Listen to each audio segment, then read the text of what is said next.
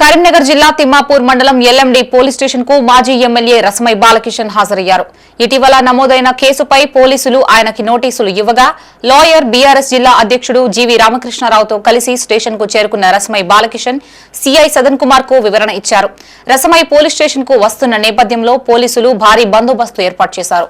కరీంనగర్ జిల్లా తిమ్మాపూర్ మండలం LMD police station కు మాజీ ఎమ్మెల్యే రసమై బాలకిషన్ హాజరయ్యారు. తనపై నమోదైన కేసుకు సంబంధించి న్యాయవాది జీవీ రామకృష్ణారావుతో కలిసి వచ్చి స్టేషన్కు చేరుకున్న ఆయన సీఐకి వివరణ ఇచ్చారు.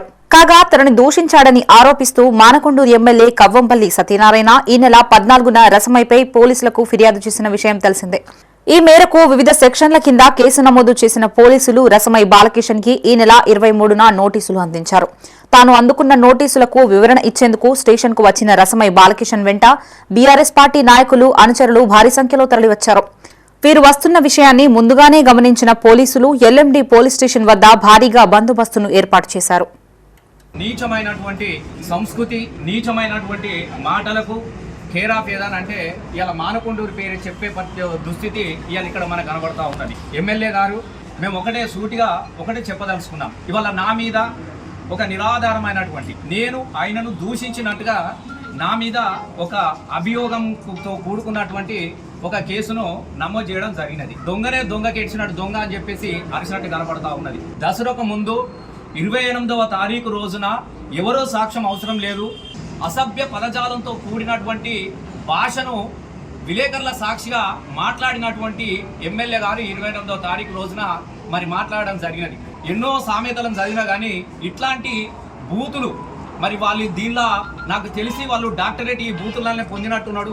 గౌరవనీయనటువంటి మానకొండూరు ఎమ్మెల్యే గారు మా మీద చేసినటువంటి దాడులను పురస్కరించుకొని ఆయన మా మీద ఎలాంటి అభియోగం మోపిండో అది నిరాధారమైన అభియోగంతోనే ఆయన కేసు పెట్టిస్తే అన్ని వాస్తవాలను కూడా మేము పిన్ టు పిన్ మాట నుంచి మాట ఖచ్చితంగా ఇలా మా పార్టీ అధ్యక్షులు జీవన్న గారి ఆధ్వర్యంలో మేము న్యాయ నిపుణులతో కూడా సలహాలు తీసుకొని ఆయన మాట్లాడిన మాటలన్నింటిని కూడా మేము ఇచ్చినాం. అది కూడా తొందరలో ఎఫ్ఐఆర్ అవుతుంది, ఆయన మీద కూడా కేసు నమోదు అవుతుంది.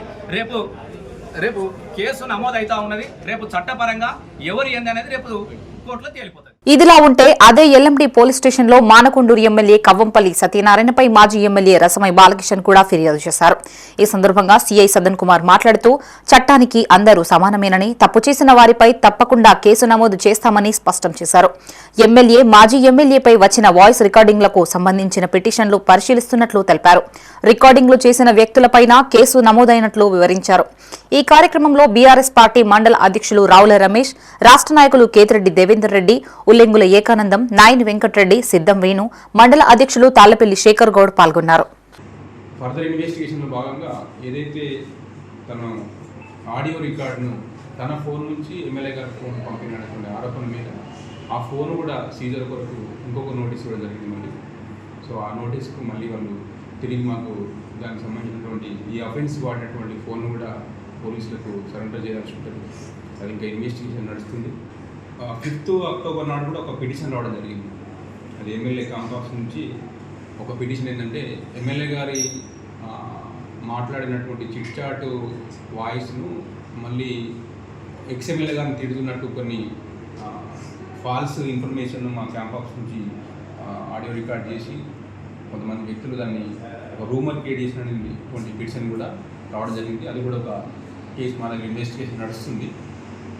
సో దానిలో భాగంగా ఈ ఇన్వెస్టిగేషన్ నడుస్తున్న తరుణంలోనే ఇంకొక పిటిషన్ కూడా మాకు మురళీధర్ రెడ్డి ద్వారా ఇంకొక పిటిషన్ ఏంటంటే క్యాంప్ హౌస్ నుంచి రసమయ్య గారికి నేనే పంపినట్టుగా తను ఆరోపణ చేస్తుంది. దాని మీద విచారణ చేయమని ఒక పిటిషన్ రావడం జరిగింది. అది కూడా డీటెయిల్గా ఎంక్వైరీ చేస్తున్నాం.